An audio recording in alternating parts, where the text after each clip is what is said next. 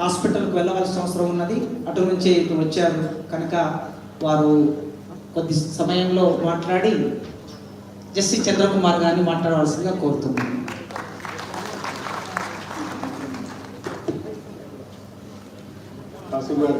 ధన్యవాదాలు. వేదిక మీదటువంటి పెద్దలందరూ కూడా నమస్కారాలు. వాస్తవంగా కొంత ఆరోగ్యం బాగాలేకుండా ప్రోగ్రామ్ అవాయిడ్ చేద్దామని చెప్పేసి అనుకున్నాను నేను.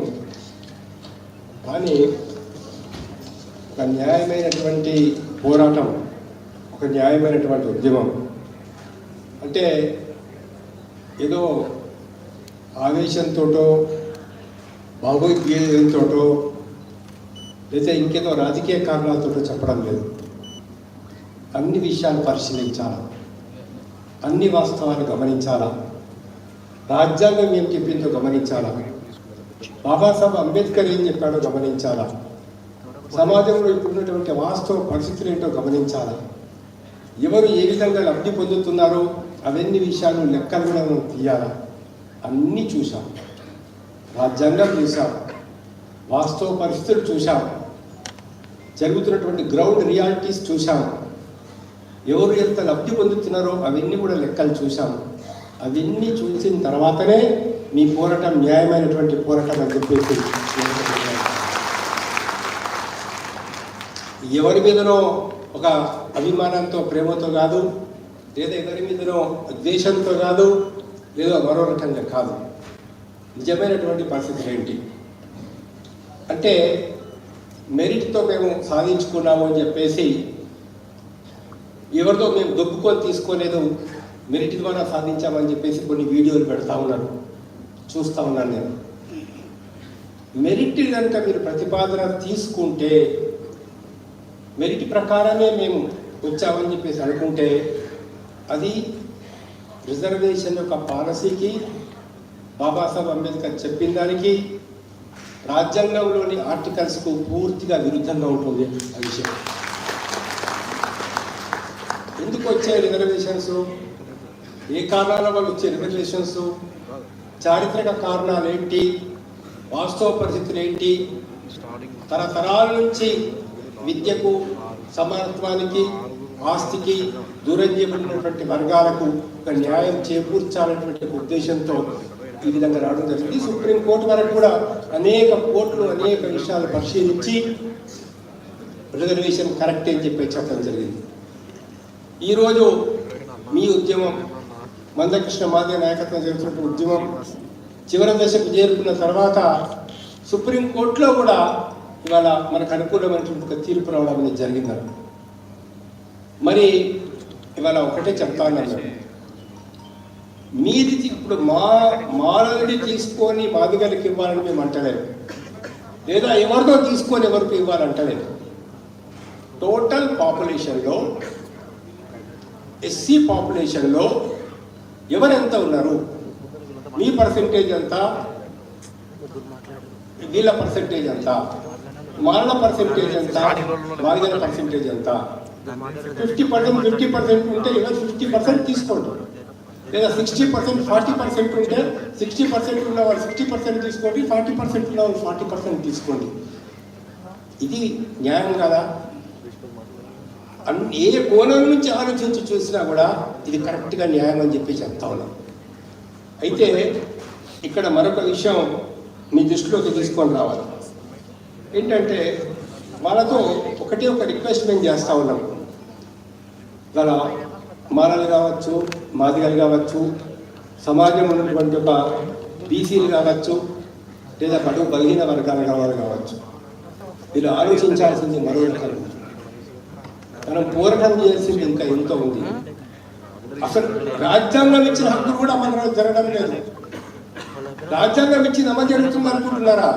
రాజ్యాంగం ఇచ్చినటువంటి హక్కులు కూడా అమలు జరగడం లేదు. 15% లేదా 12% ఏదైతే రిజర్వేషన్స్ రావాల్సినటువంటి కులాలు ఉన్నాయో, లేదా 27% రావాల్సినటువంటి వాళ్ళలో అది కూడా ఇంప్లిమెంటేషన్ జరుగుతలేవు. ఒక్క 2 నిమిషాలు మీకు కొన్ని ఫ్యాక్ట్స్ నేను చెప్తాను, వినండి. మొత్తం ఐఏఎస్ పోస్టులు 4926, వాస్తవంగా ఎస్సీలకు 738 రావాలా, మాలా కావచ్చు మాది కావచ్చు కలిపి అందరు కలిపి. కానీ ఇవాళ 468 ఉన్నారు. ఎస్టీలు 349 ఉండాలా, 241 ఉన్నాయి. ఓబీసీలు 1380 ఉండాలా, 580 ఉన్నాయి. టోటల్ అంటే ఈ కులాలన్నీ కలిపితే నీకు 27%, 28% వస్తాయి. మరి ఇవాళ అప్పర్ కాస్ట్ కావచ్చు, మిగతా కాస్ట్ కావచ్చు, ఎంతుంది ఆలోచించండి. 72%. ఐపీఎస్ మొత్తం 4984 సీట్లు. అందులో ఐపీఎస్లో 15% ఉండాలా, కానీ ఇవాళ ఉన్నది 8%, 355 మాత్రమే ఎస్సీలకు. ఎస్టీలకు 7.5% ఉండాలా, కానీ 4% ఉన్నది. ఓబీసీలకు ఇవాళ 27% ఉండాల్సింది, కేవలం 8% ఉంది. ఈ ఐఏఎఫ్ఎస్ 2597 మొత్తం. ఇందులో ఎస్సీలు కేవలం 11% ఉన్నారు, ఎస్టీలు 6% ఉన్నారు, ఓబీసీలు 11% ఉన్నారు.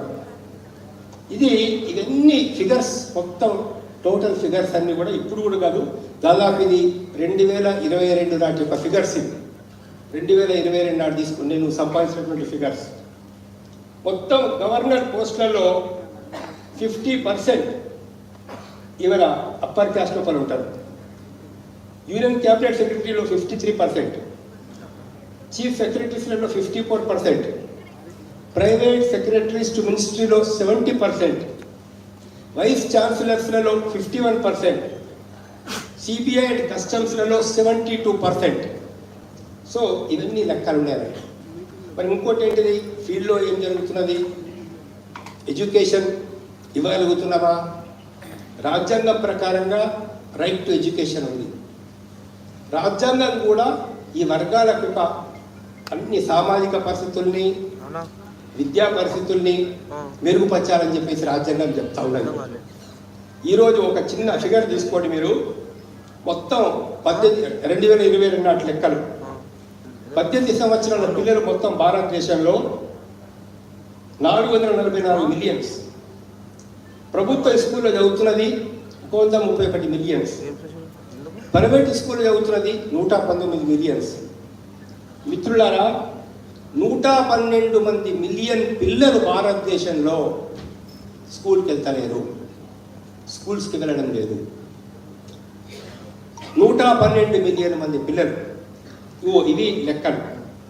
మరి ఇది జాబ్స్లలో 15% నిండతలేదు ఎస్సీలకు, ఎస్టీలకు 7.5% నిండతలేదు, బీసీలకు 27% వస్తలేదు. మరి ఉద్యోగాలు లేవా, ఖాళీలు లేవా? అన్ని కనుక మనం చూసినట్లయితే టోటల్ ఫిగర్స్లలో రైల్వేలలో ఒక సెక్యూరిటీ దానిలో 2.21 2,21,000 ఉద్యోగాలు ఖాళీ ఉన్నాయి కేవలం రైల్వే. టోటల్ భారతదేశంలో ప్రభుత్వం అంగీకరించిన దాని ప్రకారంగా, ప్రభుత్వ లెక్కల ప్రకారంగా 4% నిరుద్యోగులు ఉన్నారు. ప్రైవేట్ లెక్కల ప్రకారంగా 10%, అంటే 14 కోట్ల మంది, 14 కోట్ల మంది ఉద్యోగాలు లేక ఉన్నారు. ఒక్క విఆర్ఓ పోస్టుకు 16,000 ఉద్యోగాలకు అప్లై చేస్తే 16 లక్షల మంది అప్లికేషన్స్ వచ్చినాయి. కాబట్టి సోదరులారా, ఇవాళ మాల సోదరులకు కానీ, బీసీ సోదరులకు కానీ, పేదవాళ్ళకు కానీ చెప్తా ఉన్నాం, మీరు పోరాడాల్సింది ఇంకా వేరే ఆస్పెక్ట్ ఉంది. రిజర్వేషన్ ఇంప్లిమెంటేషన్ చెయ్యండి అని చెప్పేసి పోరాడండి. అసలు అవే ఇంప్లిమెంటేషన్ రావడం లేదు, నోటిఫికేషన్స్ ఇస్తలేరు, ఉద్యోగాలు రావడం లేదు. డైరెక్ట్ రిక్రూట్మెంట్ ఆపేసి ఇవాళ ఏం చేస్తున్నారు, అవుట్ సోర్సింగ్ అని, కాంట్రాక్ట్ అని, అన్ని రంగాల్లో, ఒక్క రంగంలో కాదు, ప్రతి చోట ఎక్కడెక్కడ పోస్టులు ఖాళీ ఉన్నాయి, డాక్టర్ల పోస్టులు ఖాళీ ఉన్నాయి. ఒక్క ఉస్మానియా యూనివర్సిటీలో 1268 పోస్టులు ఉంటే 846 ఖాళీ. కాకతీయ యూనివర్సిటీలో 403 పోస్టులు ఉంటే 299 వేకెంట్. జేఎన్టీలో 410 టోటల్ పోస్టులు, ప్రొఫెసర్ పోస్టులు ఉంటే 233 ఖాళీ. ఎక్కడ లేదు ఖాళీ? ఏ హాస్పిటల్ లేదు ఖాళీ, ఏ డిపార్ట్మెంట్ లేదు ఖాళీ, ఎక్కడ ఫుల్ రిక్రూట్మెంట్ జరుగుతోంది, అక్కడేమో రిక్రూట్మెంట్ జరుగుతలేదు. రిక్రూట్మెంట్ ఆపేశారు, అవుట్ సోర్సింగ్ చేస్తూ ఉన్నారు. నిజంగానే కనుక మీరు అందరికీ న్యాయం జరగాలంటే మన మాలలు కావచ్చు, మాదిగలు కావచ్చు, పేదవాళ్ళు కావచ్చు, ఈ హక్కుల కోసం పోరాడండి, ఈ హక్కుల కోసం పోరాడండి. టోటల్ జనాభాలో ఇవాళ 6 నుంచి 15 సంవత్సరాల పిల్లలు, పేద పిల్లల లోపల 70% మందికి పౌష్టికాహార లోపం ఉంది. 70% మందికి. 14 నుంచి 18 సంవత్సరాల పిల్లల్లో 22.1% వాళ్ళు ఇవాళ వాళ్ళకి ఎక్కడ చదువుకోవడం లేదు. నేడు అనేక మందికి ఇవాళ కంటి చూపు సమస్యలు కానీ పౌష్టికాహార లోపంతో ఉన్నటువంటి బాధపడేవారు ఉన్నారు. కాబట్టి మిత్రులారా, ఇక్కడ జరుగుతున్నటువంటిది విషయాలని మనం ఇంకా దృష్టిలో పెట్టుకుంటే, ఏదో కొంతమంది చెప్తారు ప్రతి దళితునికి 3 ఎకరాల భూమి ఇస్తాం, లేదా ఒక శాంక్షన్ చేస్తారు బడ్జెట్లో. ఒకసారి 2022లో 17,700 కోట్లు ఎస్సీల కోసం అని కేటాయించారు. ఒక్క రూపాయి ఖర్చు పెట్టాలి, ఒక్క రూపాయి ఖర్చు పెట్టాలి. లెక్కలు తీయండి, గవర్నమెంట్ లెక్కలు తీయండి కదా. ఇవన్నీ గవర్నమెంట్ లెక్కలతో ప్రకారం మేము చెప్తా ఉన్నాం, వేరే విధంగా కాదు. కాబట్టి ఏతుందో ఇవాళ 17.5% 17.5 లక్షల దళిత కుటుంబాలకు తెలంగాణలో 1 సెంటు భూమి లేదు, 1 సెంటు భూమి కూడా లేదు. అందరూ కూడా కూలీలుగా పనిచేస్తూ ఉన్నారు, లేదా కౌలుదారులుగా పనిచేస్తూ ఉన్నారు. మరి మన కౌలుదారుల బతుకులు ఎట్లా ఉన్నాయి, కూలీల బతుకులు ఎట్లా ఉన్నాయి మనం చూస్తే మనకు తెలిసిపోతుంది. ఈ దేశంలో ఒక 5 సంవత్సరాల కాలంలో 1.63 లక్షల మంది ఒక రైతులు ఆత్మహత్యలు చేసుకున్నారు. సో మిత్రులారా, పోరాడాల్సింది మరొక చోట ఉంది, సాధించాల్సింది మరొకటి ఉన్నది. ఆ సాధన కోసం మన మాలలు కావచ్చు, మాదిగలు కావచ్చు, మనందరం కూడా కలిసి కట్టుగా అనుకున్నటువంటి లక్ష్యాన్ని సాధించడానికి ఉంది. ఒక్కొక్క లెక్క చెప్తారు, అంటే భలే ఆశ్చర్యం వేస్తుంది. గవర్నమెంట్ దగ్గర డబ్బులు లేవండి, మీరు ఇట్లా మాట్లాడుతున్నారు, ప్రభుత్వం దగ్గర డబ్బులు లేవు, పైసలు లేవు, అడికెళ్ళి తెమ్మంటావు, ఎక్కడ రిక్రూట్మెంట్ చేయమంటావు, జిహెచ్ఎంసీలో ఖాళీలు ఉన్నాయి, ఏదో అవుట్ సోర్సింగ్తో నడిపిస్తున్నాం, లేవా గవర్నమెంట్ దగ్గర డబ్బులు? అరే 33 ఇంజనీరింగ్ కాలేజీలు పెట్టుకొని 300 ఎకరాలు ఉన్నోడికి ఇంకా రైతు బంధు ఇస్తా ఉన్నారు. మీరు 300 ఎకరాలు ఉన్నోడికి రైతు బంధు ఇస్తా ఉన్నారు, న్యాయమా? 33 ఇంజనీరింగ్ కాలేజీ పెట్టుకున్న వాళ్ళకు, మినిస్టర్ ఉన్న వాళ్ళకు, ఐపీఎస్ ఆఫీసర్ ఉన్న వాళ్ళకు, ఐఏఎస్ ఆఫీసర్స్ ఉన్న వాళ్ళకు, అధికారం ఉన్న వాడికి ఎట్లా ఇస్తారు మీరు రైతు బంధు? ఎవరు సొమ్ము ఇస్తున్నారు? ఎవరు డబ్బు ఇస్తున్నారు? లేదంటారా డబ్బులు? లేదంటారా డబ్బులు? ఒక్క ఈవెన్ కేంద్ర ప్రభుత్వ లెక్కల ప్రకారంగా 82 లక్షల కోట్ల బ్లాక్ మనీ, 82 లక్షల కోట్ల బ్లాక్. ఒక్కొక్కడు ఫ్రాడ్ చేసింది ఫిగర్స్ దగ్గర చెప్తే మన కళ్ళు విరిగిపోతాయి. మహారాష్ట్రలో ఒక అజిత్ పవార్ 72 లక్షల కోట్లు, 72,000 కోట్లు ఫ్రాడ్ ఒక్కొక్క కేసులో పడ. మరి ఈ చెమట రక్తం కదా, సంపద ఎక్కడికి వెళ్ళి వచ్చింది, పంటలు ఎక్కడికి వెళ్ళి పండినాయి, పరిశ్రమలు ఎవరు పనిచేస్తున్నారు, రైలు ఎవరు నడుపుతున్నారు, బస్సు ఎవరు నడుపుతున్నారు? శ్రమజీవుల శ్రమతో సంపద వస్తుంది, శ్రమజీవుల శ్రమతో సంపద వస్తుంది. ఆ సంపదను దోచుకున్నటువంటి వాళ్ళు ఇవాళ ఏతుందో రకరకాలైనటువంటి గొడవలు పెట్టేసి సమాజంలో చీలికలు తీసుకొచ్చి మరింత చీలికల కోసం పనిచేస్తున్నారు. దీన్ని మాన సోదరులు అర్థం చేసుకోవాలి. న్యాయం ఏంటో రండి, కూర్చుందాం, మాట్లాడదాం.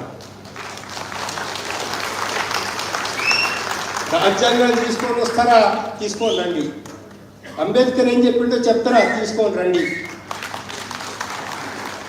లెక్కలు తీసుకురండి. ఏ డిపార్ట్మెంట్ ఎంతమంది ఉన్నారు, ఏ డిపార్ట్మెంట్ ఎంతమంది ఉన్నారు, లెక్కలు తీసుకురండి, చూద్దాం.